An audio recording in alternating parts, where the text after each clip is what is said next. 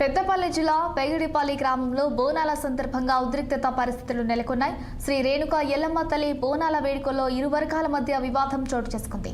గౌడ కులస్తులు అమ్మవారికి బోనం చెల్లించేందుకు ఆలయానికి చేరుకోగా ఈ క్రమంలో గౌడ కులస్తుల కంటే ముందుగా ఎస్సీ మహిళలు ఆలయంలోకి వెళ్లేందుకు ప్రయత్నించగా గౌడ సంఘానికి చెందిన మహిళలు అడ్డుకున్నారని ఆరోపించారు. దీంతో తమకు అవమానం జరిగిందంటూ ఎస్సీ మహిళల బోనాలతోనే పెగిడిపల్లి రైతు వేదిక వద్ద బైఠాయించారు. సమాచారం అందుకున్న పోలీసులు ఘటనా స్థలానికి చేరుకొని ఇరు వర్గాలతో చర్చలు జరిపారు. మహిళలకు సర్ది చెప్పి పరిస్థితిని అదుపులోకి తీసుకొచ్చారు.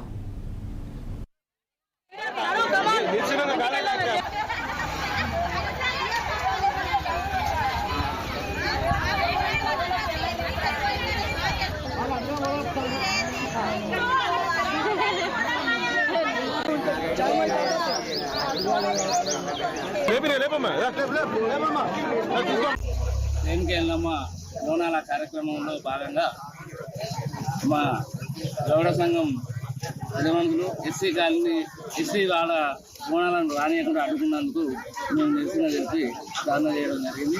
దానికి ఏసీపీ గారు వచ్చారు, సిఐ వచ్చింది, ఎస్ఐ వచ్చింది.